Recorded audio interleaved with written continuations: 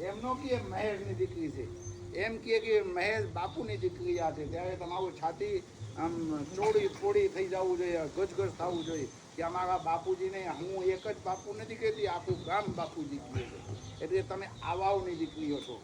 મનુષ્ય તું બડા મહાન હે, મનુષ્ય તું બડા મહાન હે. મનુષ્ય માત્ર મહાન છે, કોઈ અહીંયા નાના નથી. પણ એમને મહાનતાની એમને ખબર ન હોવાને લીધે હેરાન પરેશાન થાય. જ્યારે કોઈ સારા સદગુરુના સાનિધ્ય મળી જાય, જ્યારે કોઈ એવા મહાપુરુષનો સંગ થઈ જાય, ત્યારે એમને મહાનતાની એને ખબર પડે. બાકી ત્યાં સુધી સુસુપ્ત અવસ્થાની અંદર હોય. એટલે તમે બધા ખૂબ ભાગ્યશાળી છો કે રામાનંદી ઘરમાં જન્મ મળ્યું છે. અને પછી તમને સરસ મજાના તમારા માતા પિતા પેટમાં નથી ખાધું પણ તમને ખવડાવ્યા છે. પોતે હારા કપડાં નથી પહેરતા પણ તમને હારા કપડાં પહેરાવ્યા છે. પોતે નિશાળમાં ભણ્યા નથી પણ તમને બધા નિશાળમાં ભણવા માટે મૂક્યા છીએ. અને પછી અમારા રામાનંદી સાધુ સમાજ પરિવાર હોસ્ટેલ બનાવીને તમારા બધાની ભણવા માટે ચિંતન કરતા હોય.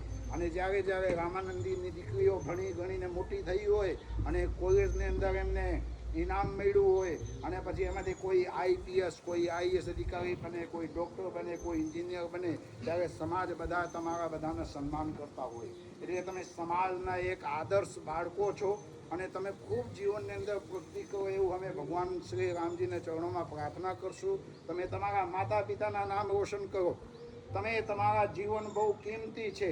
એ તમારું જીવન તમારા પોતાના નથી. આમાં કદાચ કોઈ પણ બેન દીકરી આમ છે ને ભણવામાં કમજોર હોય, 10માં ને 12માં ઓછા ટકા આવે, વિચાર આવે કે મારે આમ પાઉજન પી જવું છે, મારે આત્મહત્યા કરી લેવું છે, ત્યારે એક વખત વિચારજો, આ જીવન તમારું નથી.